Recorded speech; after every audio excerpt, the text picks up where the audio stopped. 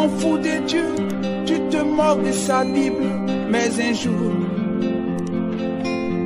tu couleras de larmes. Tu vas... Ce moment de la parole. Ta parole à toi qui sera proclamée dans l'assemblée des saints. Oh Jésus, ce matin, Seigneur, nous nous réjouissons d'être dans ta présence. Afin que Dieu, toute la gloire te soit rendue, toi qui vis pour l'éternité. Père, tu as dit à l'ennemi, le diable, que l'homme ne vivra non seulement de pain, mais aussi de toute parole qui sort de la bouche de Dieu. Pour nous, c'est une opportunité d'être à ta table pour manger cette parole. Voilà pourquoi que ton esprit nous donne des dispositions convenables, de peur que nos cœurs ne soient pas de bonnes terres, Seigneur. Mais nous voulons qu'ils soient des terres bonnes, où cette parole sera plantée et produira de fruits dignes à la gloire de ton nom. Seigneur, qui peut parler comme toi? Seigneur, instruis-nous ce matin. Nous sommes des enfants à tes pieds. C'est toi qui es le grand Rabouni. Parle-nous, instruis-nous, Seigneur. Nous voulons que tu ouvres notre entendement spirituel pour que nous puissions comprendre, pas comme tout le monde, mais que nous puissions chacun, Seigneur, comprendre comme ces jours-là à la Pentecôte, Seigneur, pendant que les disciples parlaient, ceux qui étaient en bas écoutaient chacun dans sa propre langue, dans son patois. Seigneur, ce matin, conduis-nous dans ta profondeur. Que l'esprit prophétique soit notre partage ce matin. Que la révélation soit notre partage ce matin. Dans le nom puissant de Jésus, nous soumettons à ta domination, à ton contrôle. Oh Dieu, tout esprit anti-parole de Jésus, ce matin tombe au nom de Jésus. Autour de nous, Seigneur, que tous les démons veilleurs qui empêchent que l'évangile soit proclamé, ce matin, ils sont couverts, Seigneur, de confusion au nom de Jésus. Ce matin, Seigneur, maintenant, oh Dieu, que toute langue se taise, que toi seul tu parles pour la gloire et l'honneur de ton nom. Ça, je m'efface devant toi, car je ne suis qu'un vase. C'est toi, Seigneur, qui parle. Seigneur, je te prie encore, au travers de cette étude que nous sommes en train de poursuivre, Seigneur, rappelle-moi des choses oubliées. Seigneur, ajoute la connaissance, ajoute la prophétie, ajoute la révélation, ajoute la doctrine, afin que ton peuple soit instruit à tout égard. Au nom de Jésus, nous avons ainsi prié et nous disons Amen. Et nous acclamons encore une fois de plus pour le Seigneur notre Dieu. Il était comparable. Alléluia. Bien-aimés dans le Seigneur, encore shalom et soyons tous abondamment bénis dans le nom de notre Seigneur Jésus-Christ. J'espère que nous nous portons tous merveilleusement, même s'il y a la maladie, même s'il y a des caprices organique, mais nous avons l'assurance que notre esprit se porte bien, car c'est l'essentiel. Comme disait Job, même si ma chair se consume, même si ma chair peut se détruire, mais j'ai la confiance que je verrai Dieu. Alors, bien aimé, toujours dans la continuité de notre étude, la vision et la mission selon Dieu, d'après l'ange Gabriel. Nous avons fait du chemin, on fait du chemin. Alors, nous sommes sur le grand 3, je rappelle, qui a pour titre, mais pourquoi cet appellatif de Père? Et Gabriel ici disait qu'il nous amènera à comprendre les raisons ou la raison qui a poussé Dieu parmi autant de titres qui existent, qu'il puisse privilégier celui de Père. Et Gabriel, pour nous expliquer ces différentes raisons, il avait dit, allons voir chez la femme samaritaine. Et depuis jusqu'à aujourd'hui, nous sommes sur la voie nous sommes sur le chemin en direction de la femme samaritaine. Et tout le long du chemin, Gabriel a élucidé certains détails qui seront utiles lorsque nous allons rencontrer face à face la femme samaritaine. C'est pourquoi nous sommes en train d'évoluer petit à petit. Et nous sommes arrivés sur un point où nous sommes en train de parler de Samarie. On parle, c'est un grand à comprendre Samarie sur le plan prophétique. Et nous avons vu des petits points. Et la fois dernière, nous sommes arrêtés sur... Nous sommes d'ailleurs sur le petit 7. Ville de Chichar, c'est là que nous sommes.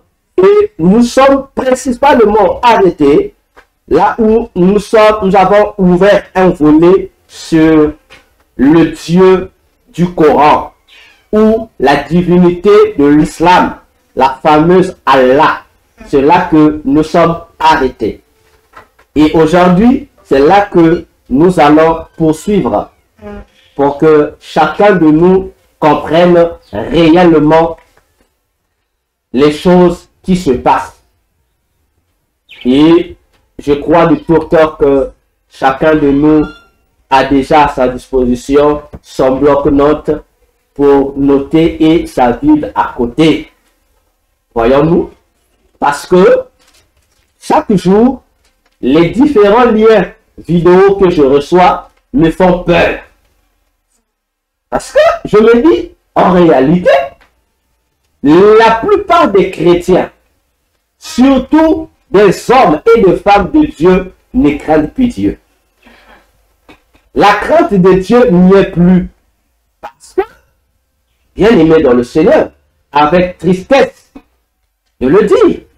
Et aujourd'hui, nous commençons à badiner avec la vision de Dieu. Voyez-vous? Nous commençons à badiner, on commence à s'amuser avec la vision de Dieu. Cependant, nous oublions que la vision de Dieu nous a été donnée pour remplir une mission précise. Et la mission précise, c'est conduire le peuple à sa stabilité à tout égard. Attention. La mission de la vision de Dieu, c'est conduire le peuple de Dieu dans sa stabilité à tout égard. Je dis bien à tout égard. Or, la stabilité du peuple de Dieu n'est possible que si le territoire échu en tant qu'héritage à ce peuple est conquis. Je répète, le peuple de Dieu ne peut que être stable une fois qu'il est installé dans sa terre promise. Amen. Je répète encore, pour une bonne compréhension, la stabilité du peuple de Dieu. Ne me posez pas de questions. C'est quoi la stabilité? Prenez vos dictionnaires. J'ai dit, la stabilité du peuple de Dieu n'est possible que lorsque le peuple de Dieu est sur sa terre promise. Attention. Je dis attention. Or, la terre promise du peuple de Dieu, ce n'est pas le royaume des cieux. Non et non. La terre promise du peuple de Dieu, c'est la planète Terre. Ésaïe 45, verset 18.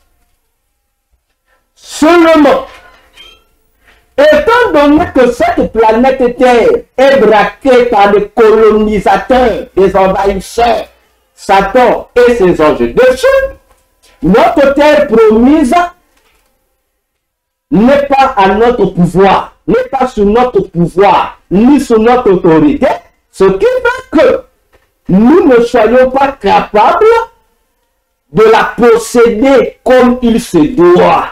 C'est ainsi que, pour nous emmener d'abord dans un lieu de repos, le repos par rapport aux différentes souffrances, persécutions, instabilités que nous subissons sur la terre.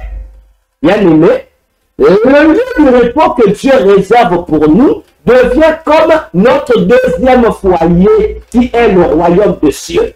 Voilà pourquoi l'Église ira à l'enlèvement pour les noces et pour être en repos dans les nouvelles demeures qu'on nous a aussi préparées là-bas.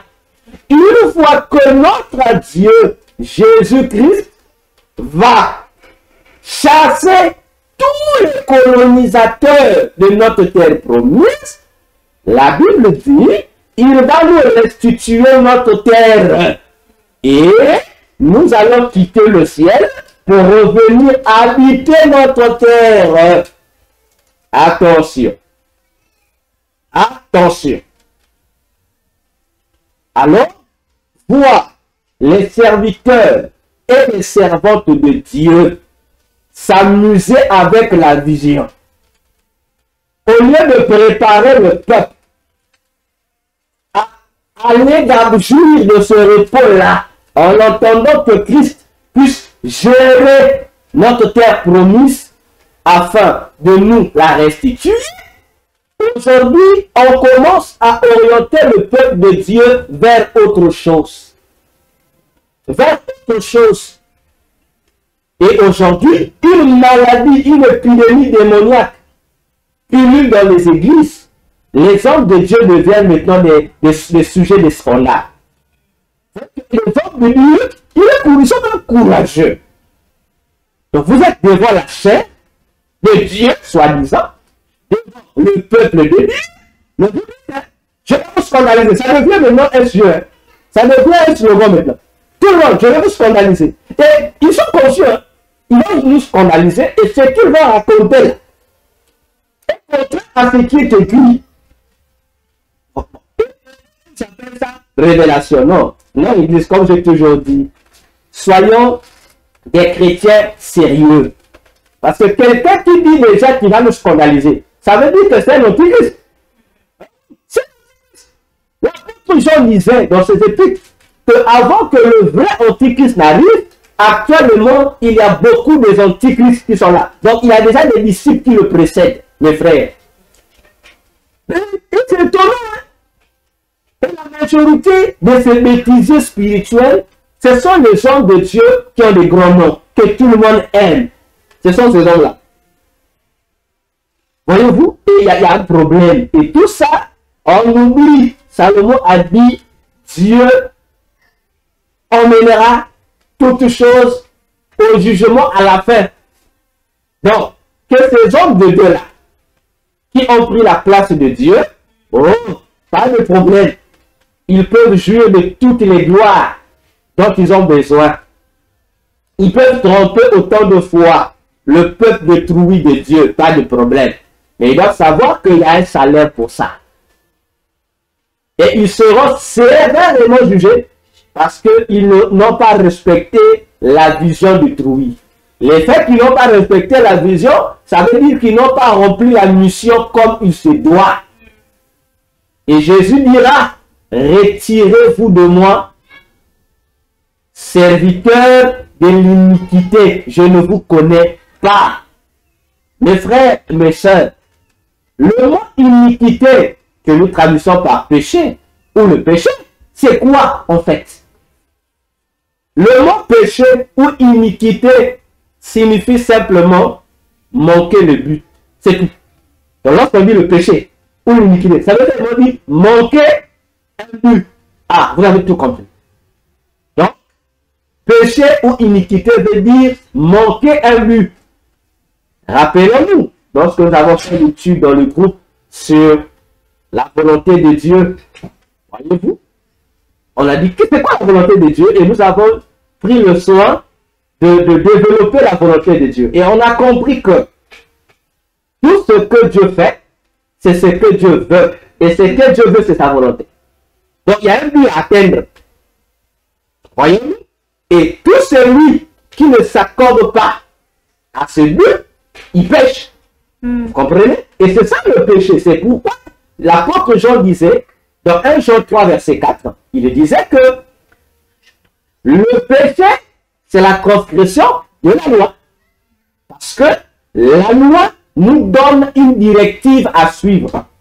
C'est-à-dire, la loi de Dieu, ou la parole de Jésus. Oui, il faut qu'on dise la parole de Jésus. Comme il y a des gens qui n'aiment plus longtemps qu'on dise que Jésus est Dieu. Il va écouter. Donc, la parole de Jésus nous présente le but à atteindre, nous donne des consignes, des orientations pour que nous puissions atteindre le but voulu par Dieu.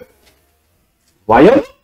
Et le but voulu par Dieu, c'est d'amener d'abord le peuple au repos en attendant qu'il puisse reconquérir sa terre promise. Bon, maintenant, aujourd'hui, on ne presse plus ça. Ça veut dire que ces hommes de Dieu là sont en train d'écarter le peuple de Dieu du but de Dieu. Bon, on ne sait pas si le but où ils sont en train d'amener le peuple de Dieu, c'est le but de qui? On connaît. C'est le but de Satan ou c'est le but d'un autre démon? Donc, pour dire au peuple de Dieu qu'au lieu de reconquérir votre terre promise, la planète Terre, vous allez conquérir un pays, une terre qui ne nous appartient pas, qui est le feu éternel. Or, le feu éternel, je dis bien, c'est l'héritage que Dieu a réservé à Satan et à ses anges.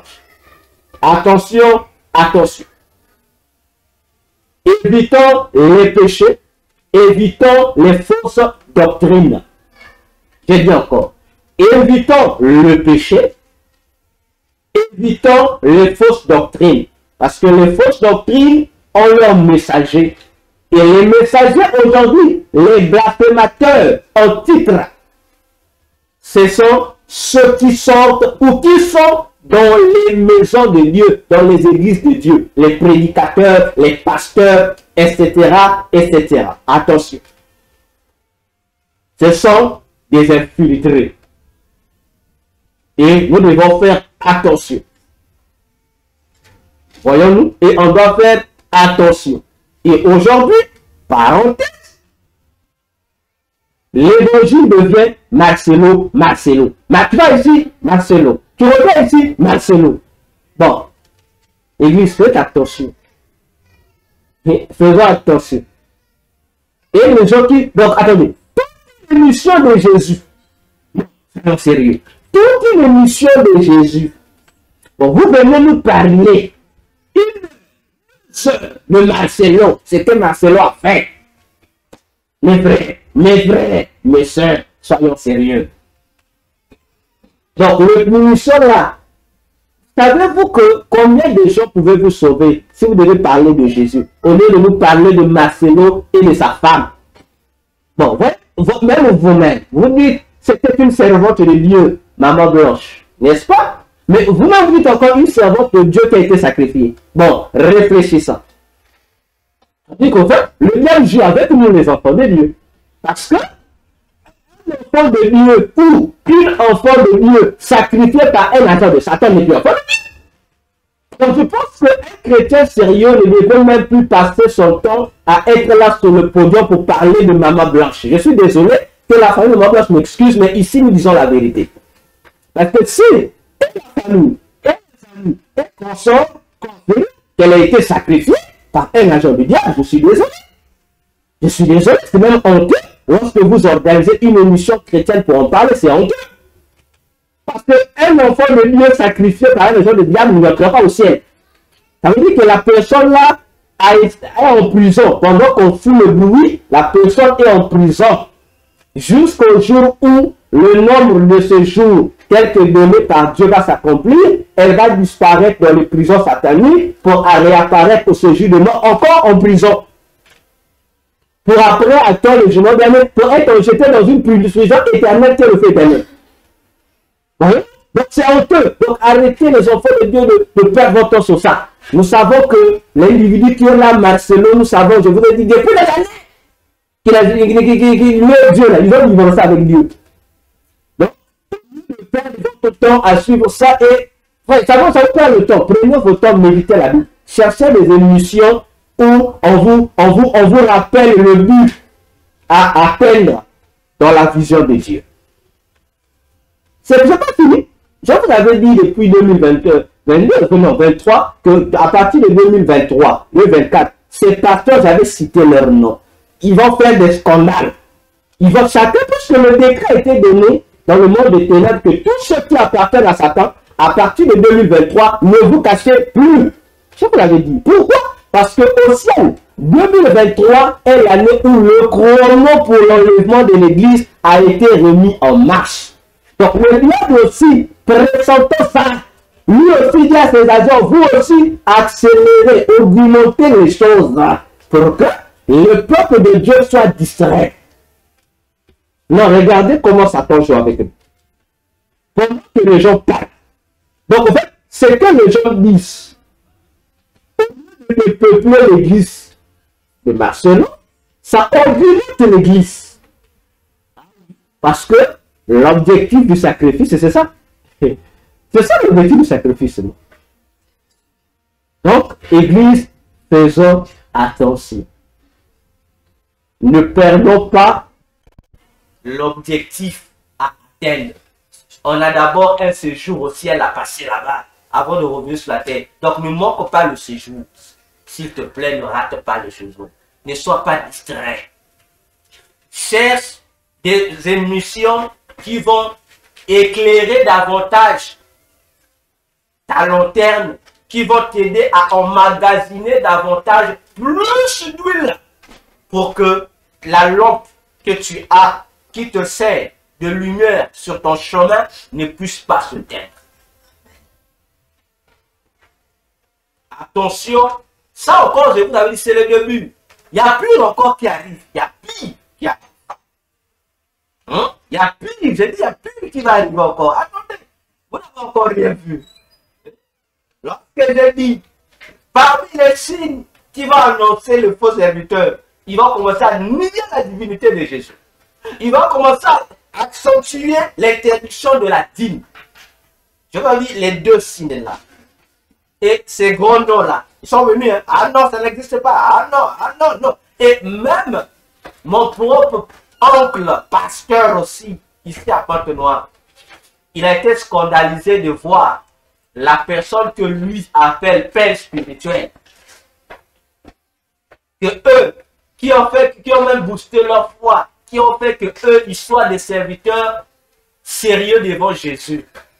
Charles Talingano, qu'on a surnommé Pépé. Que Charles Talingano puisse être, pour dire, prends l'audace. Charles Talingano, le Pépé. C'est lui qui a donné un Pépé la raison parce qu'il a vieilli. C'est normal. Parce que son esprit aussi a vieilli. Parce que lorsque ton esprit vieillit là, ça te pousse aux bêtises. Voyez? Talingano, autrefois tu disais, j'étais au ciel. Jésus est Dieu. Mais aujourd'hui, Talingano peut oser dire que Jésus n'a jamais été Dieu. Mais bref, attendez, regardez un peu. Un serviteur, un défenseur de l'évangile comme Talingano, mes frères. Donc, je vous parle un peu de ce temps. Je me rappelle lorsque j'étais nouvellement converti. Mon oncle, qui est l'un des petits-fils de Talingano, il dit, mais comment Talingano a connu le Seigneur? Un jour, il est allé dans une église. Bon, comme il avait, c'est pas un séminaire ou un truc comme ça, Talingano est arrivé, comme tout le monde. Il n'était pas serviteur, il est arrivé. Le prédicateur qui devait prêcher ce jour-là, c'était aussi un étranger qui devait prêcher dans ce séminaire.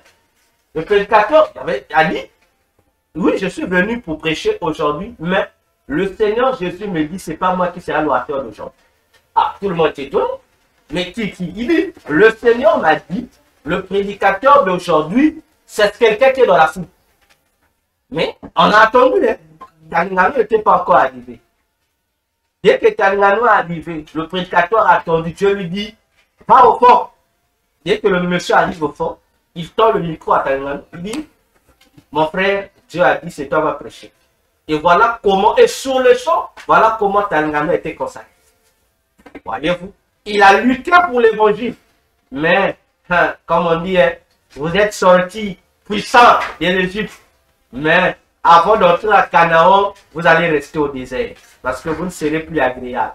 il n'y a que Josué et Caleb qui vont rentrer avec la nouvelle génération. Attention, aujourd'hui, Talingano, ni Jésus n'est pas Dieu.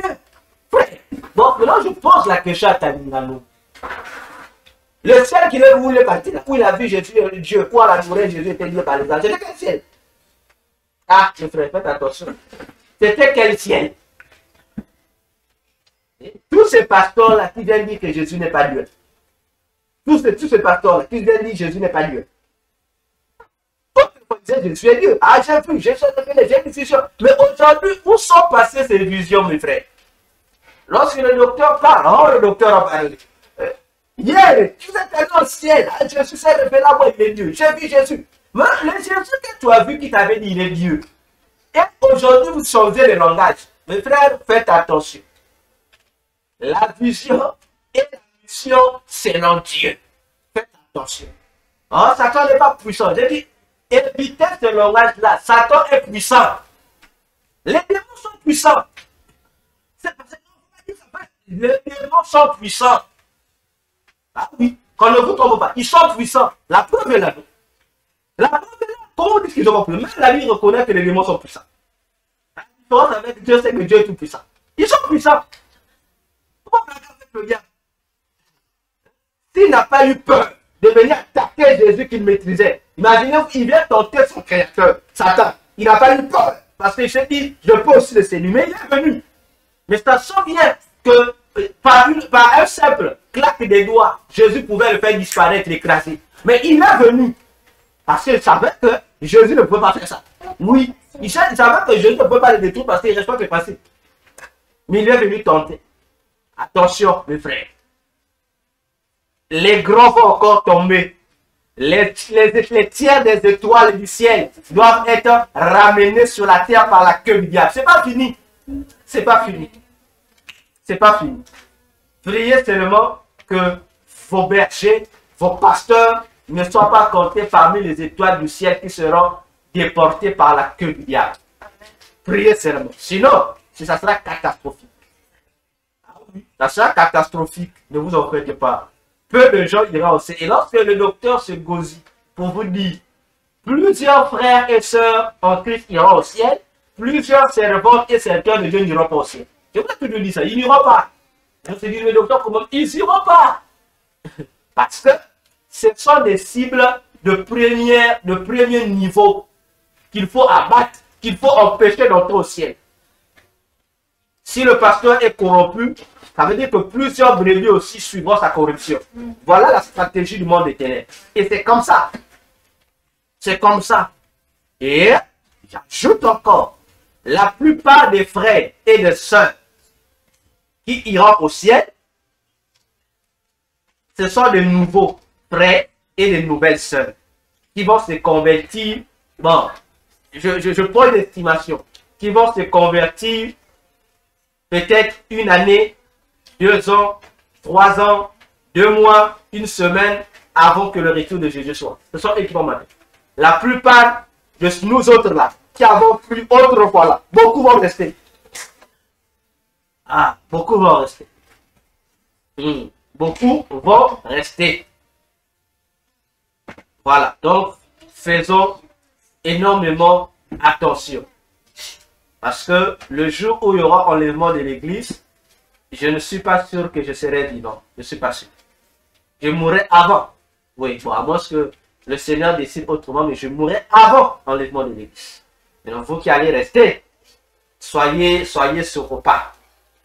Voilà. Alors,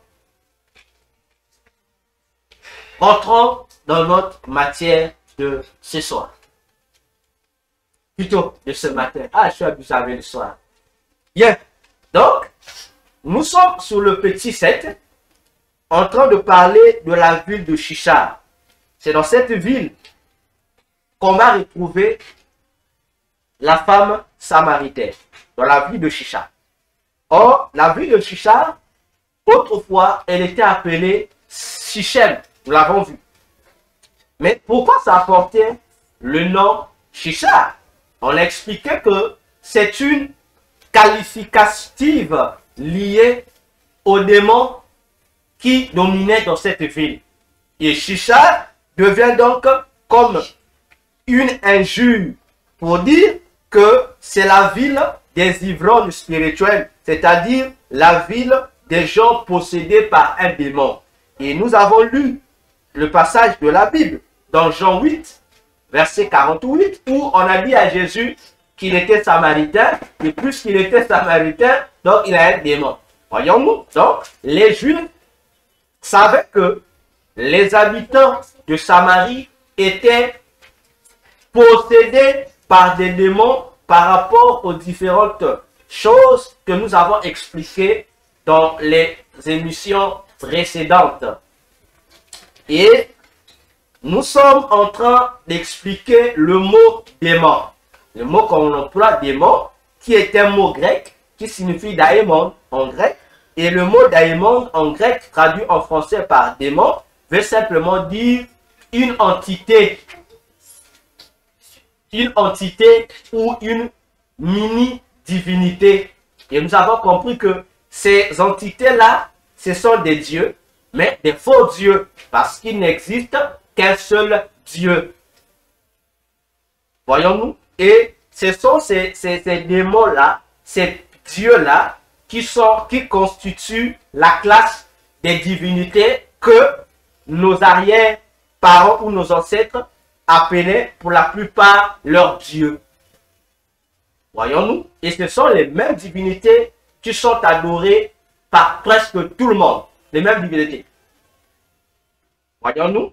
Par exemple, vous avez le démon Ahriman, qui est dans la hiérarchie des sorciers.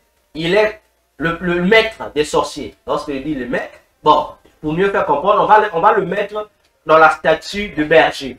Donc, Ahriman est le berger des sorciers. Parce que les sorciers ont des chefs, hein, ont des chefs, et leur dernier chef, c'est le démon Verdelet. Et le démon Verdelet, lui-même, il est géré par la grande déesse des sorciers, qui est le démon que nous appelons la mort, la déesse Kali ou Hécate. Voyons-nous? Donc, Ahriman, dans la hiérarchie satanique, dans l'ordre normal, Ahriman est le pasteur des sorciers. Curieusement, dans la Perse antique, l'actuel Iran, Ahriman est considéré comme le dieu créateur là-bas. Donc là-bas, les anciens Iraniens, les Perses l'appelaient le dieu créateur.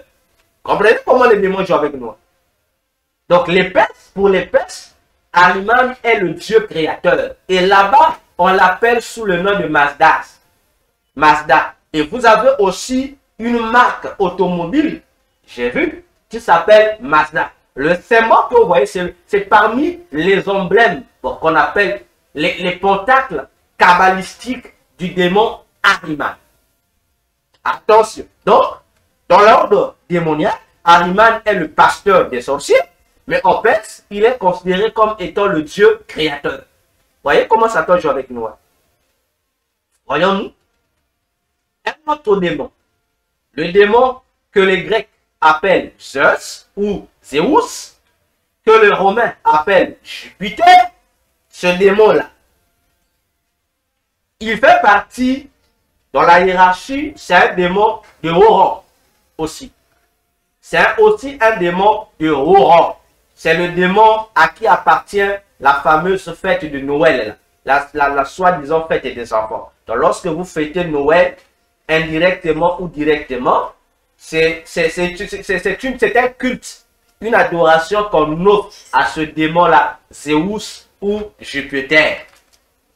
Voyez-vous, c'est le démon qu'on appelle aussi le dragon des montagnes. Voyons-nous. Mais ce démon-là,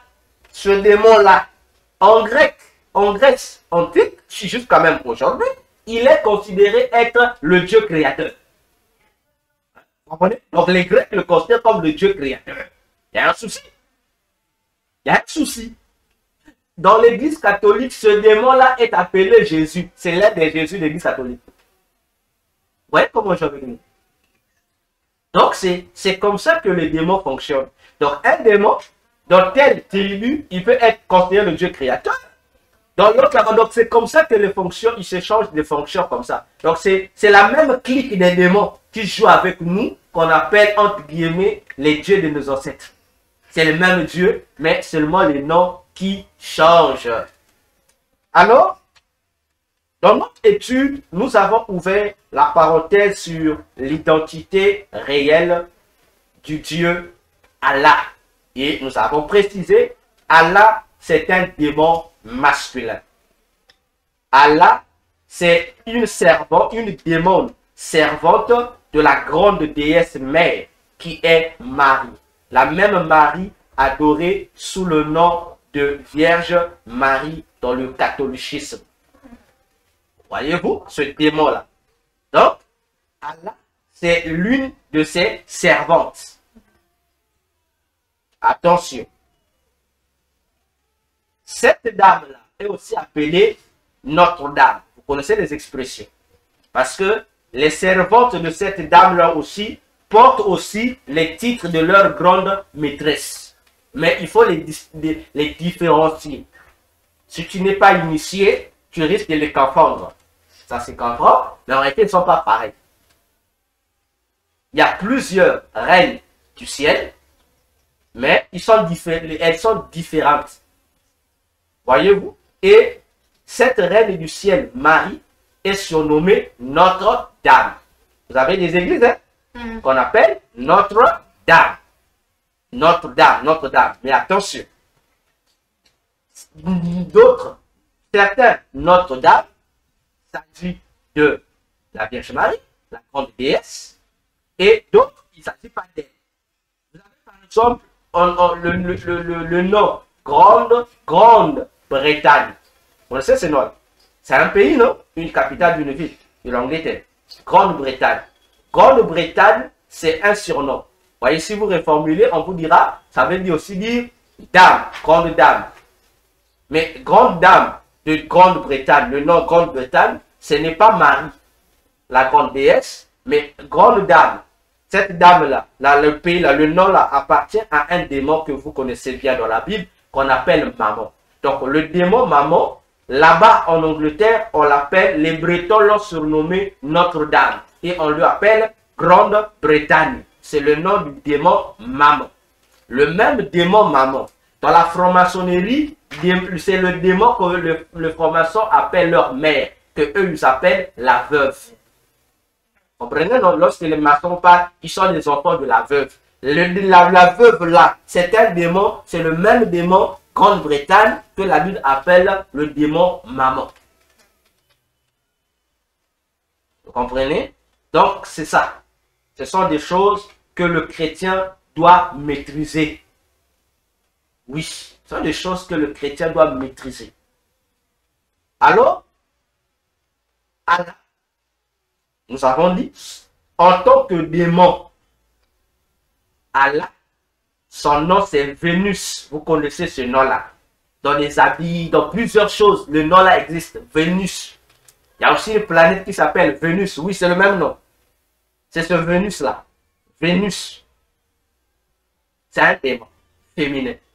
Dans l'islam, vous voyez que ce démon-là est l'une des gardiennes de haute autorité du monde des morts, c'est-à-dire du séjour des morts. Elle est l'une des gardiennes supérieures du séjour des morts, qui surveille les portes du séjour des morts. Voyons-nous? Vénus. Donc c'est le démon qui fait partie des démons de la mort que dans Éphésiens 6:12, on appelle les esprits méchants dans le lieu céleste. Les esprits méchants, c'est la catégorie de ces esprits des morts. Voyons-nous? Donc c'est Vénus. Maintenant, regardez, dans la hiérarchie satanique, Vénus est un démon supérieur, gardienne du séjour des morts. Mais dans l'islam, on l'appelle comment? C'est le Dieu créateur. On dit non, c'est Yahweh, le Dieu d'Abraham. Non, non, non, non. Vous voyez comment on joue avec nous? Vous voyez comment Satan joue avec nous? Donc, ceux qui adorent Allah dans l'islam croient adorer le même Dieu qu'Abraham, Isaac et Jacob, le Dieu de Jésus. Mais c'est ce que les musulmans ne savent pas, mais que les imams, les cheikhs et leurs chefs là, savent que Allah n'a rien à voir, c'est un démon. Oui, j'avais dit, cette parenthèse-là, on va déshabiller Allah et son messager d'Ibril du Coran. On va les déshabiller. Pour que l'Église comprenne que parmi toutes les sectes qui existent au monde, la secte principale, qui est une arme de première catégorie contre le christianisme créé par le diable, c'est l'islam. Parce que dans le monde des ténèbres, on considère, je le rappelle, que deux antichrists sur la terre. Il y a l'antichrist de l'Est et l'antichrist de l'Ouest. L'antichrist de l'Est, c'est-à-dire les préfigurations de l'antichrist. L'antichrist de l'Ouest, c'est le pape. Et l'antichrist de l'Est, c'est Mahomet, avec l'islam. Comprenez, hein? Donc, les deux ennemis farouches du christianisme, ce sont deux grandes églises sur la terre. Le catholicisme, d'une part, qui représente l'antichrist de l'Ouest, et l'islam, qui représente le siège de l'antichrist de l'Est. Ça, vous devez retenir ça. Et vous allez voir que sur la terre, on a plusieurs religions. Les restes des religions-là ne fonctionnent que pour soutenir les deux grandes. Parce que l'islam, je vous l'ai expliqué ici, est une création de l'Église catholique. Qu'on ne vous trompe pas. Oh, c'est l'Église catholique qui a créé l'islam. C'est pourquoi Apocalypse 17 appelle l'Église catholique Babylone, la grande, la mère des prostituées. Je vous avais dit, c'est une femme, c'est la reine du ciel. Sur la terre, la reine du ciel est représentée par l'Église catholique. C'est la mère des prostituées. Les prostituées sont des églises. Elles sont prostituées parce que ce sont des églises qui ne fonctionnent pas, qui n'ont pas été créées par Dieu, mais créées par Satan et les démons. Donc, on doit faire attention. Voilà. Donc, Vénus, c'est Allah, l'islam. C'est l'ange ou le démon parmi les démons de la mort. Oui. C'est pourquoi vous allez regarder dans le monde entier, il n'y a pas de religion plus criminelle contre les chrétiens que l'Église catholique et l'islam. Regardez l'histoire même jusqu'à aujourd'hui. Ah oui. Ah oui. Ah oui. Donc, attention. Attention. Alors, continuons. Vénus est aussi appelée Aphrodite. Donc, les Grecs et les Romains les appellent soit Aphrodite, soit Vénus. Mais dans le domaine de la beauté, Vénus aussi, c'est juste une divinité de la beauté. Hein. Attention. Je vous dis, les mamans, attention. Lorsque vous achetez souvent vos produits de beauté, faites attention. Avec les noms, on ne met pas les noms pour le plaisir. Parfum Vénus. Ah, j'aime ça. Faites attention. Faites attention. Cherchez de bons parfums. Parce que il y a des parfums sataniques qu'on peut désenvoûter. Bon, passe-moi le parfum. Donc, il y a des produits sataniques qu'on peut désenvoûter. Et il y a des produits sataniques qu'on ne peut pas désenvoûter. Ah oui. Il y a des produits sataniques qu'on peut désenvoûter, fabriqués par des humains, mais l'humain a introduit dans son produit physique une influence démoniaque. Mais il y a des produits, dès la conception, ça a été conçu dans le monde de Satan. Donc c'est purement démoniaque. Ça ne s'applique pas, ça se jette. Même si tu fais 1000 ans de jeûne, l'influence ne va pas quitter. Et tu mets ça sur le corps, ça te gâte, ça te pollue, ça te détruit. Les démons vont te combattre à l'intérieur de ton propre corps. Et ça va t'affaiblir spirituellement. C'est là que d'autres agences du diable, le mouvement des dépouillements, sont rentrés. Ce sont aussi, je n'ai pas froid aux yeux lorsque je dis, ce sont des agents du diable. Qui vous dit non, ça c'est un péché. Oh, tu fais ceci, péché. Tu appliques ceci, péché. Ce sont des envoûtés. Et regardez aujourd'hui, ils ont bien commencé, non? Mais pourquoi il y a des divisions maintenant entre eux? Je vous avais dit, ce sont que des agences du diable. Faites attention. Lorsque tu achètes quelque chose, avant de porter, plie et demande au Seigneur si la chose que tu veux utiliser, porter ou appliquer sur toi est naturelle ou satanique. Que le Seigneur te montre un signe. On peut désenvoûter ou pas. J'ai dit, le Seigneur va te montrer un signe. Soit dans le sens, il va te montrer le signe. Si ça ne peut pas être désenvoûté, tu jettes. Même si la chose est belle, jette. Oui, jette. Attention, attention avec les produits que nous utilisons. J'ai écouté une dame, un monsieur, un serviteur et une dame qui m'ont dit, docteur, on a vu les photos de ton mariage. Ta femme a mis les boucles d'oreilles. Elle a mis, c'est pas vrai que c'est quoi? Perruque, chez nous on l'appelle tissage. C'est démoniaque. Ah, il a parlé. Les make-up. Les make-up, tout ça. Ah, voilà, voilà. C'est bon. Moi, j'ai eu l'opportunité d'être là où, dans l'un des départements où on fabrique ces choses-là. Dans le monde satanique souterrain, il y a aussi des départements où on fabrique les produits.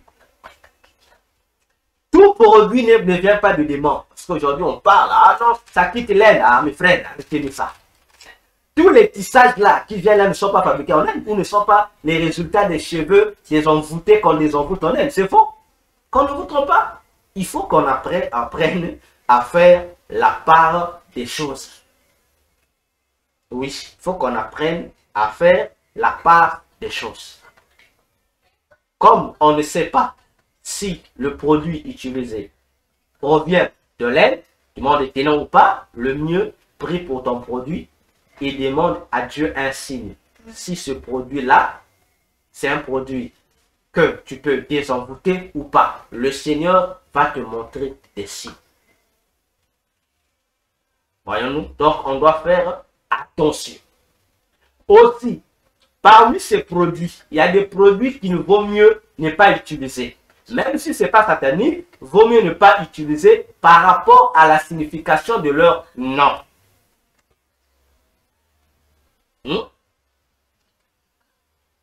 Un produit qui s'appelle Vénus. Je prends l'exemple. Vénus, ça devient aussi une marque. N'est-ce pas? Ou une griffe. Il n'y a pas de souci, c'est moi. Vénus. Il n'y a pas de souci, on peut porter.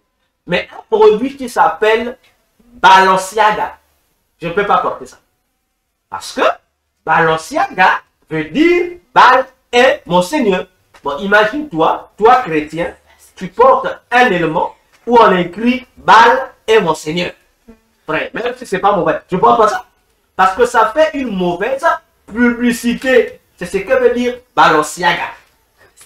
Il y a des noms ici qui ne sont que des reformulations, des noms, des adorations sataniques.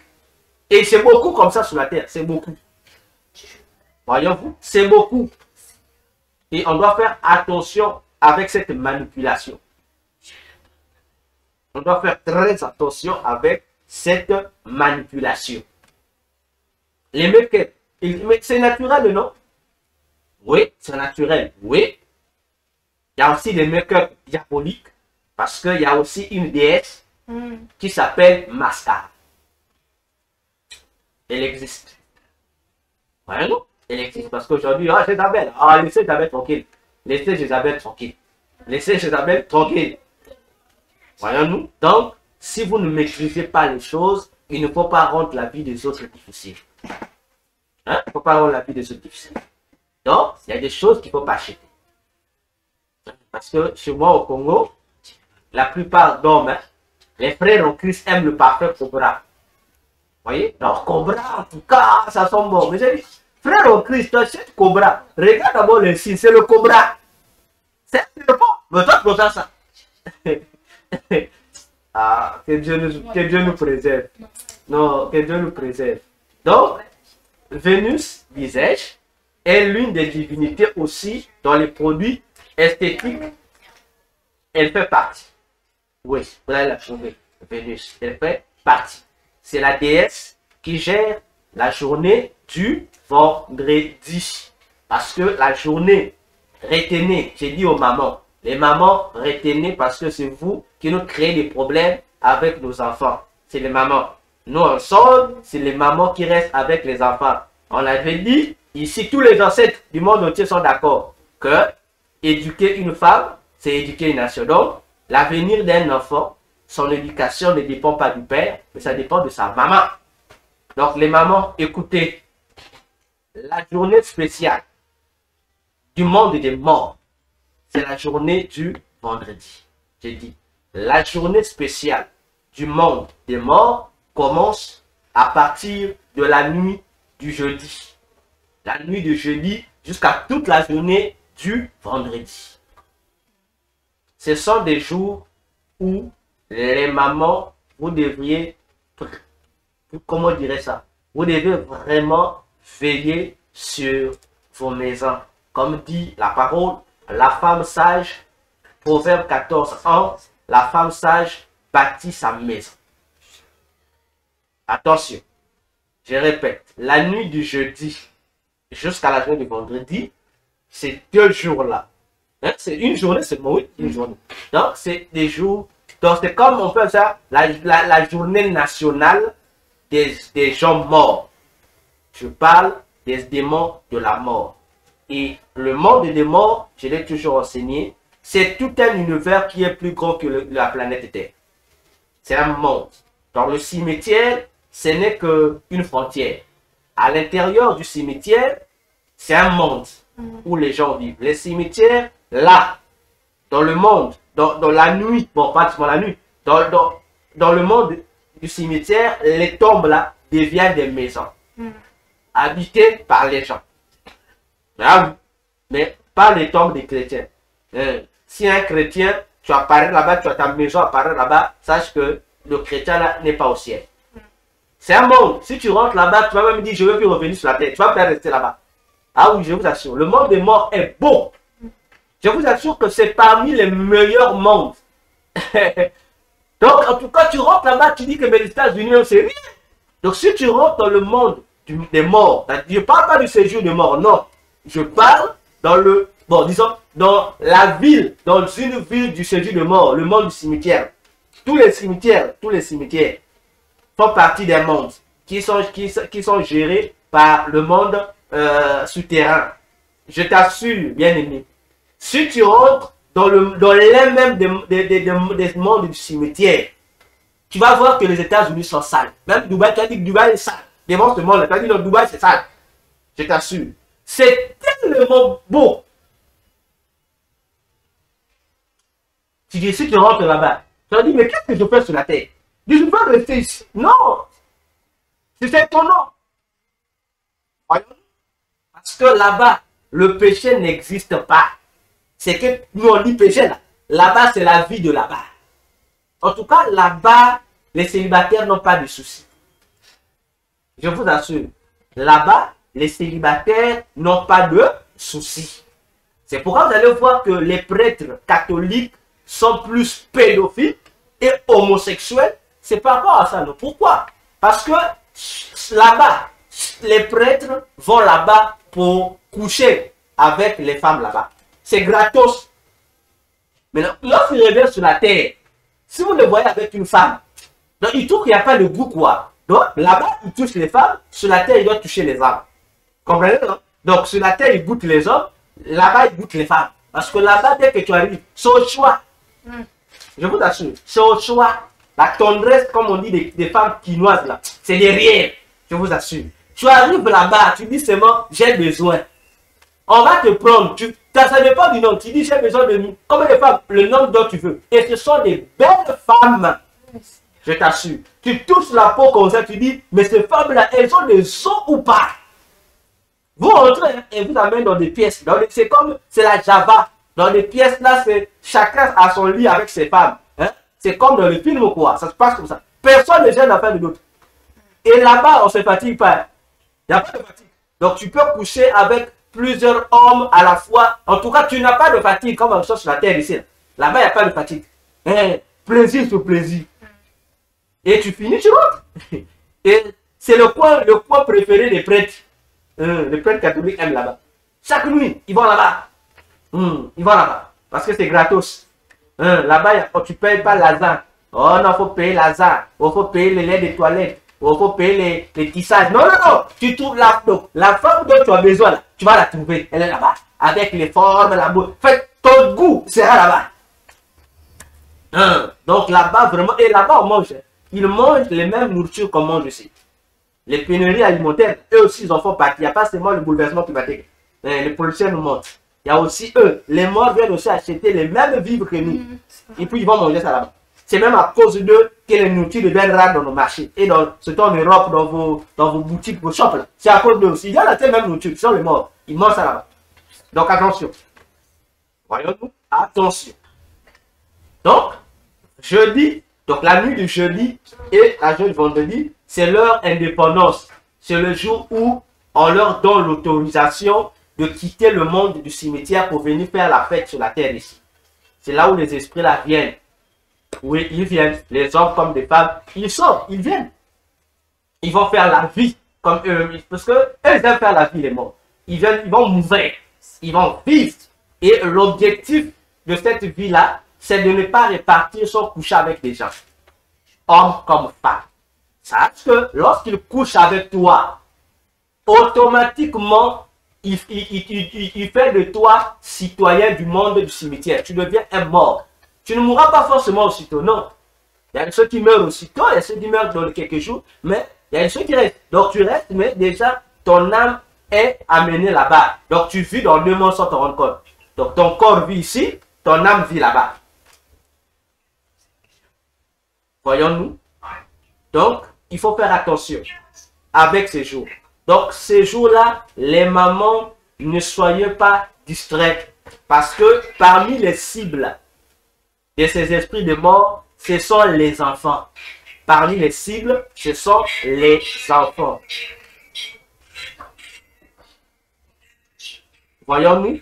Donc, il faut veiller, les mamans, à ces esprits démoniaques de mort, des cimetières. Leurs cibles privilégiées, ce sont les enfants et les femmes enceintes. Parce qu'un esprit de mort peut profiter, rentrer dans le ventre d'une femme enceinte. Donc lorsqu'il va rentrer dans ton ventre, le bébé là de ton ventre sera tué. Donc ils vont enlever l'âme du bébé et lui va remplacer dedans. Surtout si tu es maman, tu es pour toi, tu es femme de foufou, femme d'hamburger. En tout cas, tu pries pas ou tu pries, mais Jésus c'est seulement un titre que tu portes. C'est pas ta vie. En tout cas, tant pis. Attention. Attention. L'âme de ton bébé ira au ciel, tandis que les 9 mois de grossesse, ce n'est pas ton bébé que tu vas porter. Tu vas porter un démon, tu vas le faire naître, tu vas l'allaiter, tu vas l'élever. Et ce démon-là viendra nuire à tes enfants, sans que tu te rendes compte.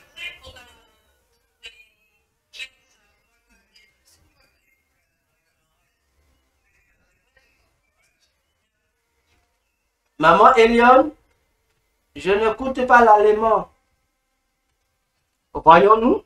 Donc, les mamans, j'insiste, la nuit du jeudi à vendredi, parce que, pourquoi ces jours-là préparent le week-end, qui est le samedi, n'est-ce pas? Alors, ces démons-là viennent, parce qu'ils vont rester par Pâques et ils doivent retourner. Et dès qu'il est 18 h du jeudi, ils sont libérés dans le monde du cimetière pour venir faire la fête. Ils vont rester, ils vont rester. Donc attention. C'est pourquoi, si vous regardez les églises qui prient le vendredi, faites attention. L'islam, c'est même écrit dans le Coran, leur jour, c'est vendredi. Faites attention, c'est la journée dédiée aux morts. Donc c'est comme la nuit du 31, je crois, au 1er, la nuit du 31, non. Halloween, c'est... Non, la nuit du 31 octobre au 1er novembre. Vous voyez, non? C'est comme ça. En Europe, on dit Halloween. Là aussi, c'est une autre fête qui donne accès libre à tous les esprits impurs. Pas seulement les morts, à tous les esprits impurs. Donc, attention. Donc, les mamans, soyez dans vos gardes en faveur de vos maisons. Oui, en faveur de vos maisons. Bien, continuons. Parlons toujours de la déesse Vénus, qui est la gardienne, l'une des gardiennes du séjour de mort. Elle a aussi un emblème qui est la lune, parce que les servantes de la grande déesse, la Vierge Marie, comme elle-même, elle est représentée par la lune, eux aussi ils ont la lune, la lune. Donc lorsque vous voyez une église qui a pour symbole la lune, comprenez que cette église-là est patronnée par une servante de la grande déesse, qu'on appelle aussi Maya. Il y a des musiciens qui ont chanté Maya. Si Maya chantait là, c'est la même Vierge Marie des catholiques. Ne vous trompez pas. Les chansons l'ont cartonné. Les musiciens savent ce qu'ils ont fait. Parce qu'il n'y a pas seulement la musique profane qui nous pollue. Il y a aussi la musique chrétienne qui nous détruit. Surtout la musique chrétienne. Attention. Donc, adorer ces reines-là n'a pas commencé. Même dans la Bible, si vous lisez Jérémie 7, versets 15 à 20, Jérémie 7, versets 15 à 20, Jérémie 44, versets 15 à 21, Jérémie 44, versets 15 à 21, le culte des dieux lunes existe dans la Bible. Lisez ça, vous allez comprendre qu'ils adoraient et on l'appelle la reine du ciel, la grande mère. Dans la Bible, les démons lunaires sont appelés Astartes. Voyez, on dit les Astartes. On a les Baals, qui sont les dieux représentés par la lune, et les Astartes représentés par la lune. Ce sont des divinités adorées depuis l'Antiquité dans toute la région, même en Israël. Attention. Donc, ce ne sont pas des nouvelles divinités. Non, ils existent il y a longtemps. C'est seulement avec le temps, ils changent de nom pour se camoufler. Voyons-nous. Et Cybèle est, voyez, on a Cybèle, Allah, ou encore appelée Cybèle par d'autres, là-bas en Arabie. Elle est représentée par une pierre noire. C'est une météorite qui est quitté l'espace, qui est tombée sur la terre, d'après eux. Mais c'est une pierre noire. Et c'est cette pierre noire-là que les musulmans appellent Allah. Et c'est cette pierre noire-là que les musulmans vont baiser lorsqu'ils vont à la Mecque là-bas, soit disant pour le pèlerinage. C'est-à-dire lorsqu'ils vont, tu vas faire donner des bisous, des baisers à cette pierre, vous allez embrasser cette pierre et sucer cette pierre-là, ça va ôter vos péchés pendant une année. Hein? Voilà un peu les bêtisiers comme ça, les conneries spirituelles comme ça. Et il vient dire Jésus, la Bible, non? Maintenant, on présente Allah qui est symbolisé par une pierre. N'est-ce pas l'idolâtrie? Il paraît que l'islam connaît l'idolâtrie. Maintenant, moi, ils encouragent l'adoration d'une pierre noire qui efface les péchés. Alors que Jésus, l'agneau de Dieu, est venu pour le péché. On refuse Jésus pour aller adorer une pierre. Hein, mes frères?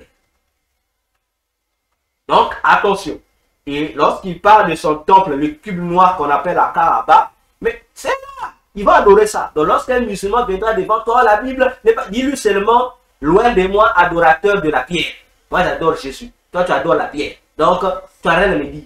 Tu es idolâtre. Attention. Attention. Prenons le Coran. J'en ai ici. On va lire. Je vous avais dit qu'on va lire les sourates. Ah, on va lire les sourates. Prenons la sourate 106. Versets 3 à 4. La sourate 106. Versets 3 à 4. C'est écrit dans le Coran. C'est pas moi. La sourate 106. Versets 3 à 4. Il est dit. Bon, je peux commencer par le premier. On dit. À cause du pacte de Koraïch. Les Koraïch, c'est la tribu de Mahomet. De leur pacte concernant les voyages d'hiver et d'été. J'ai dit aux musulmans, votre Coran, je l'ai tenu avec ma main gauche. Tant pis pour vous. Qu'ils adorent donc le Seigneur de cette maison, la Kaaba, qui les a nourris contre la faim et rassurés de la crainte. Pourquoi j'ai donné cette sourate 106, versets 3 à 4? Parce que les musulmans vous disent que non, la pierre noire, c'est pas Allah. Bon, comme la pierre noire, c'est pas Allah, votre Coran dit, le propriétaire de cette maison, c'est qui? C'est Allah. Et votre Coran dit que c'est la Kaaba. Donc, Allah habite dans la Kaaba. Or, lorsque nous regardons la Kaaba, l'élément ou la divinité qui est là, c'est la pierre noire que vous allez adorer. Maintenant, frère, à moins que je sois le plus bête de la terre, la pierre noire n'est-elle pas Allah? C'est Allah. Maintenant, pourquoi les musulmans on veut cacher ça? Oh non, c'est pas Allah. Bon, mais si la pierre noire, c'est pas Allah. Pourtant, tout le Coran dit qu'il faut adorer que Allah seul. N'est-ce pas? Mais pourquoi vous allez adorer la pierre noire? Si c'est pas Allah. Donc, ça veut dire que vous adorez un autre, tu adores Allah. Non, arrêtez de nous embrouiller. Votre Dieu, c'est une pierre noire. Et en Arabie, il y avait les cultes des pierres, des couleurs étaient nombreuses. Il y avait ceux qui adoraient les pierres noires. Il n'y avait pas qu'une seule pierre, il y en avait plusieurs pierres noires, il y avait des pierres blanches, il y avait plusieurs pierres. Donc chaque famille choisissait la pierre qui devait représenter sa divinité. Mais pourquoi vous avez seulement pris la pierre noire? Mais parce que les esprits, la catégorie des démons qu'on appelle les esprits des morts, ils ont la peau noire. Ah, je ne parle pas de l'Africain ici. J'ai dit la catégorie, le rôle des démons qui gèrent les domaines de la mort. Ils ont la couleur noire. Et le démon que nous appelons la mort est noir, c'est une femme. Voilà. Donc, l'islam vraiment est vraiment dans le bain. Voyons-nous. Donc, attention. Bon, je voulais ouvrir une parenthèse ici avec les religions des noirs. Je vais y arriver, ne vous en faites pas. Donc, déjà, la sourate est là. Donc, que les musulmans arrêtent de venir raconter des mensonges. Nous savons votre tactique. Que Allah vous a dit, il faut pratiquer la taqiyya. C'est-à-dire, il faut mentir au nom d'Allah pour valoriser Allah ou le messager d'Allah. Nous savons. Et cette tactique-là, le musulman a le droit de mentir. Donc, il peut même dire quelque chose qui est faux. Il peut même dire des choses qui sont fausses, simplement pour couvrir Allah. Maintenant, si Allah n'est pas capable de se défendre elle-même, c'est vous qui devez lutter pour Allah, tant pis pour vous. Tant pis pour vous. Donc, le Coran est là, votre Coran. C'est pas moi. D'ailleurs, ce qui est bien, tout ce qui est décrit dans le Coran, c'est Allah qui disait. Donc, Allah dit que la maison, Allah dit que la maison, sa maison sur la terre, c'est la Kaaba. Et si à la Mecque, dans la Kaaba, l'individu qui est là, c'est une pierre qu'on adore, alors les musulmans, soyez courageux d'accepter que votre Dieu est une pierre noire, votre Vénus, qui n'est pas le Dieu d'Abraham. Même Ismaël n'a pas adoré ça. Non, même Ismaël, même s'il n'adorait plus le Dieu de son père, mais Ismaël ne pouvait pas se rabaisser à ce niveau-là pour adorer une pierre. Oh, musulmans, pour venir vociférer, faire le bruit ici sur les réseaux sociaux. La religion, la vraie religion, l'islam, la pierre. Rassembler seulement toutes les pierres normales pour créer une grande église. Attention, répondez-vous. Continuons. J'ai le Coran ici. Continuons. Alors, nous allons lire les sources de l'islam pour découvrir encore les profondeurs d'Allah, le Dieu de l'islam. Ah oui, parce que ce qui fait l'islam, ce n'est pas d'abord le Coran. Non, ce sont les sources de l'islam qui ont donné naissance au Coran. Donc, vous avez dans les sources, vous avez la Sunna, vous avez les Tafsir et vous avez les Hadiths, qui sont les paroles rapportées de Mahomet et des califes de Mahomet, c'est-à-dire des disciples de Mahomet, et d'autres paroles d'Allah qui ne figurent pas dans le Coran. Attention. Donc, dire que le Coran soufi, c'est un mensonge islamique. Parce que la véracité du Coran dans le monde musulman est vérifiée à partir des sources de l'islam. Attention. Et dans les sources de l'islam,